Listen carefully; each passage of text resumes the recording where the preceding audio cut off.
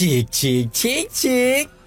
Oke guys, welcome back to Cakradiva Reinkarnasi dalam pembahasan alur cerita Battle Choke the Heaven Season 5 episode ke-171 yang bakalan gong dar dor banget ya. Sebelum mulai seperti biasa kita review dulu pembahasan episode sebelumnya di mana Shoyan telah kembali ke Pavilion Bintang Jatuh dan melaporkan apa yang telah dia alami kepada Abah, termasuk juga pertemuan dengan pohon bodhisattva serta jantung bodi yang ada di tubuhnya. Mendengar itu Yochen tanpa pikir panjang berupaya mati-matian demi memurnikan pil body yang bisa membantu Shoyan untuk menyempurnakan jantung bodhisattva.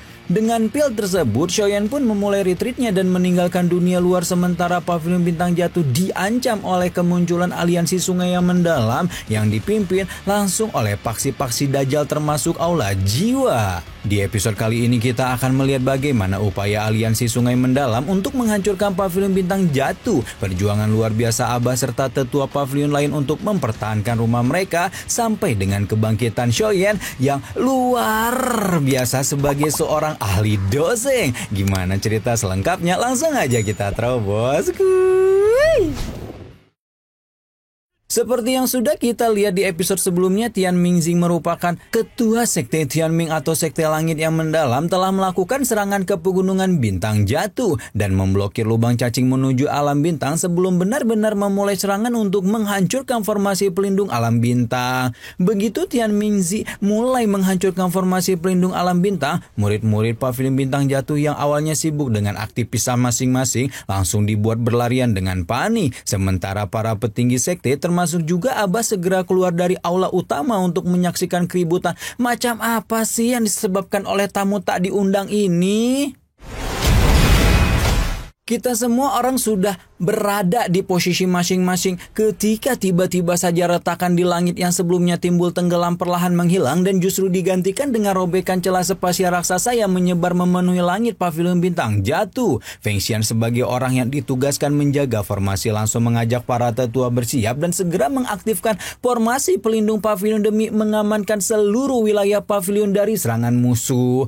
Tepat setelah formasi diaktifkan, gelombang aura gelap menyembul dari dalam retakan spasial sebelum kemudian menjelma menjadi anggota aliansi sungai mendalam yang setidaknya terdiri dari sekte Tianming, lembah sungai es, dan pavilion petir angin.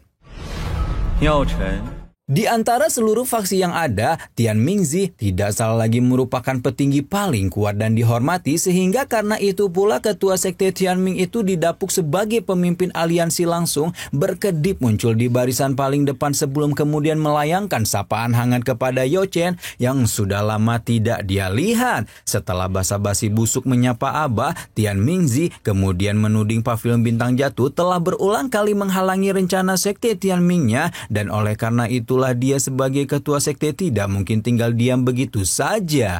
Abah menyunggingkan senyuman kecil ketika menyebut tindakan Tian Mingxing memulai serangan ke Pavilion Bintang Jatuh hanya dengan kekuatannya sendiri hanyalah mimpi di siang bolong dan membuat Tian Mingxing justru balik tersenyum hingga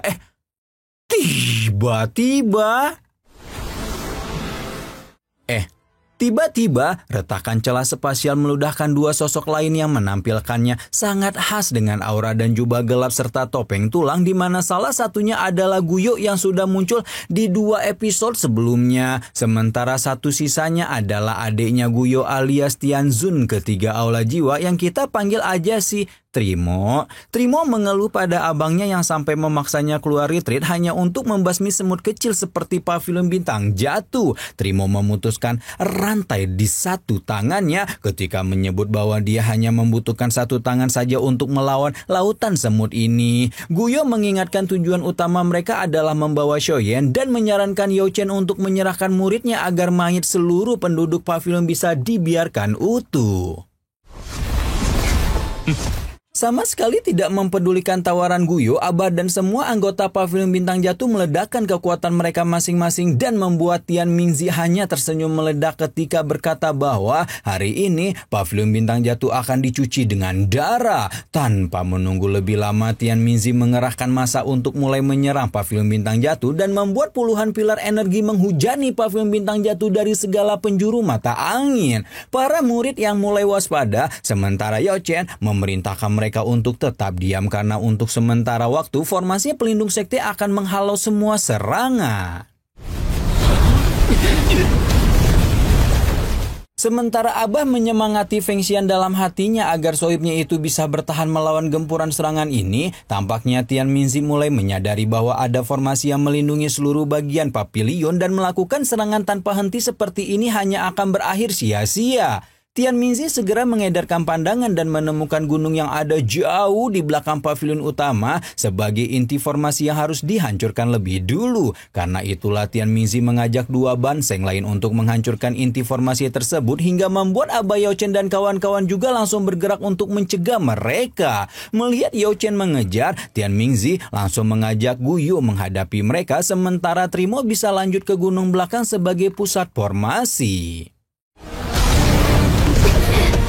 Sesuai instruksi abangnya, Trimo melesat dengan kecepatan tinggi ke gunung pusat formasi dan langsung menggebuk gunung tersebut dengan teknik telapak tangan raksasanya. Sementara Feng Xian berusaha sekuat tenaga agar formasi tidak dihancurkan, Abah memutuskan untuk menghadapi Guyo dan Tian Mingzi seorang diri dan meminta trio macan untuk membantu Feng Xian mempertahankan formasi. Untuk mencegah dua banseng ini biar enggak kemana-mana, Yao Chen pun membentuk ruang spasial khusus sebagai tempat bertarung dan membuat Guyo auto julid ketika menyebut Abah begitu arogan dengan kekuatannya. Bagaimanapun, menciptakan ruang akan menghabiskan begitu banyak doki dan mereka hanya perlu mengulur waktu sampai kepala pavilion bintang jatuh itu tumbang sendiri.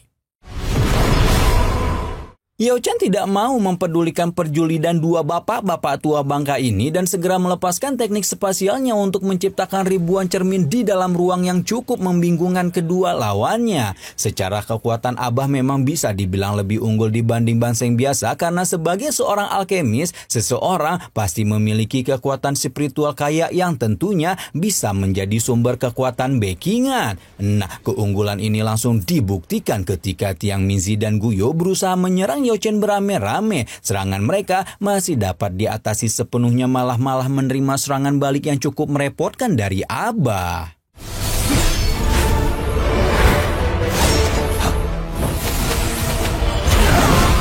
Nah, meskipun Yao Chen menunjukkan sedikit keunggulan dari dua banseng yang menjadi lawannya, hal yang sama tidak terjadi dengan trio macan di mana meskipun mereka melawan trio beramai-ramai namun kekuatan dojun pertengahan yang mereka miliki sama sekali tidak dapat menggoyahkan sang Tianjun ketiga aula jiwa. Karena teknik-teknik yang lain sudah tidak berguna, akhirnya trio macan itu pun tidak punya pilihan kecuali menggunakan teknik andalan mereka masing-masing. Kanjeng Medusa melesat menembus langit ketika berubah menjadi piton penelan surga. Choi Shan memanggil kurungan tubuh beracun miliknya, sementara King Lin juga meminjam kekuatan ular surga kuno yang ada di dalam tubuhnya.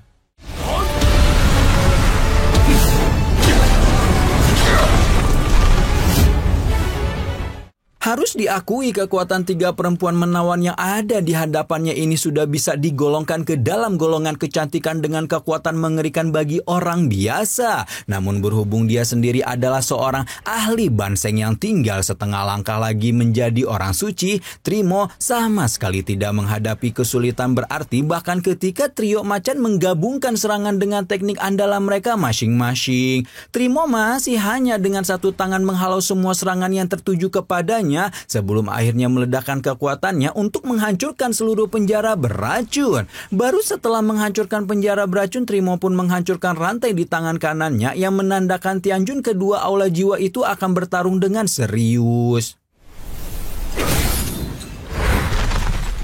Oke, sekarang kita balik lagi ke ruang spasial ciptaan Abah Yao Chen di mana meskipun pada awalnya Abah masih bisa menunjukkan sedikit keunggulan berkat kekuatan spiritual yang dia miliki, seiring dengan berjalannya waktu harus diakui bahwa sebanyak apapun kekuatan spiritual Abah, kekuatan itu masih belum cukup kalau mau digunakan untuk melawan dua banseng sekaligus. Setelah melewati puluhan pertukaran tanpa henti, Yao Chen udah bengek gara-gara dikeroyok sekaligus mempertahankan ruang spasial mulai menunjukkan tanda-tanda kelelahan. Dan momentum itu tidak disia-siakan oleh Guyo maupun Tian Mingzi yang segera menyerang Yao Chen beramai-ramai demi menyudahi pertarungan.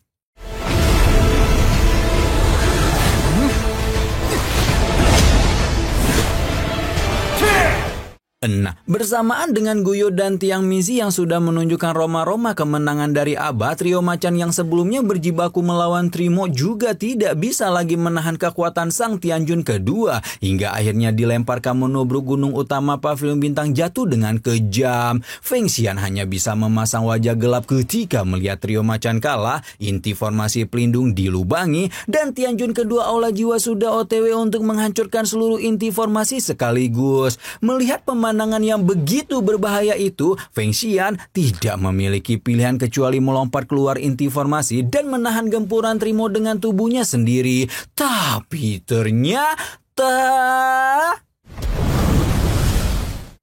ternyata Feng Xian dengan kekuatan dojunnya yang pas-pasan jelas tidak mampu atau menghalau serangan Trimo, hingga akhirnya mantan kepala Pavilion Bintang Jatuh itu turut dihempaskan bersamaan dengan hancurnya seluruh formasi pelindung Pavilion Bintang Jatuh. Begitu inti formasi dihancurkan, antek Dajjal aliansi sungai yang mendalam langsung bergerak dengan melepaskan lebih banyak serangan hingga membuat situasi pavilion mendadak chaos karena bangunan-bangunan digempur dan murid-murid dibinasakan tanpa ampun. Anggota aliansi sungai yang mendalam menjadi semakin sombong ketika melihat Pavilion Bintang Jatuh benar-benar OTW hancur, apalagi setelah seluruh anggota aliansi mengaktifkan formasi penjara petir 9 langit.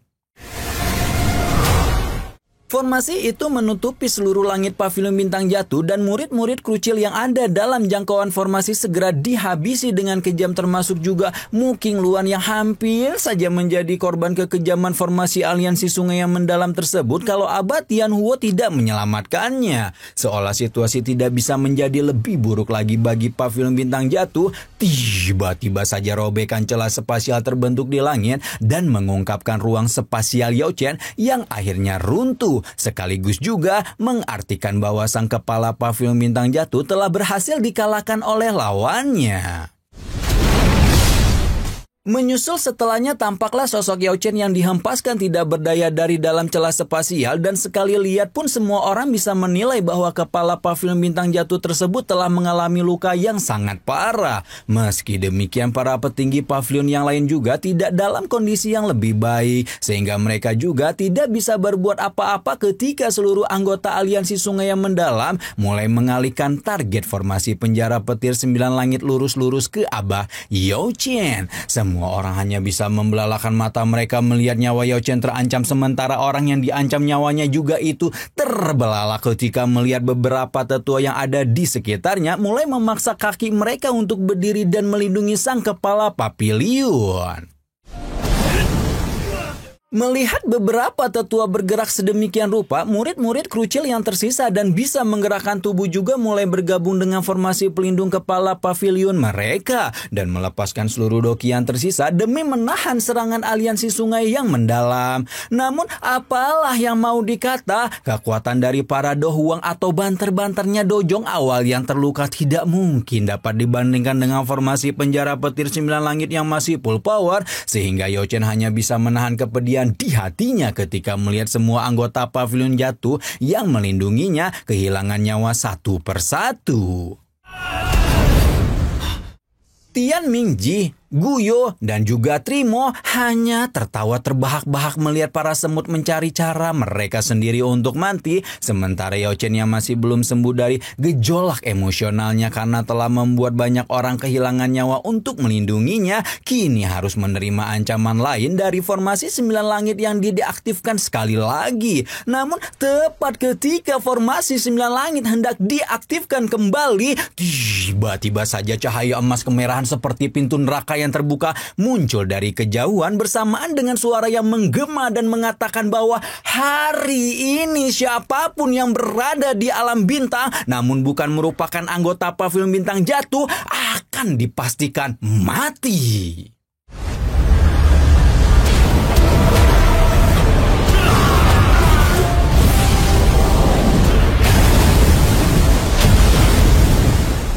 Tidak menunggu lama setelah suara itu terdengar, sebuah tornado api raksasa melesat begitu rupa dari kejauhan yang hanya membutuhkan waktu singkat sampai menyapu seluruh anggota aliansi Sungai Mendalam hingga hanya menyisakan 3 pimpinan banseng mereka yang masih kebingungan dengan apa yang terjadi. Tidak menunggu lama setelah tornado api menghilang, trio banseng itu bisa melihat bahwa seluruh area alam bintang mulai ditutup dengan penghalang ruang yang mengerikan. Tidak lama setelah ruangan terkunci sepenuhnya, sosok pemuda berjubah hitam yang telah melakukan retreat selama 2 tahun lamanya muncul, namun dengan tampilan yang benar-benar berbeda dibanding sebelumnya.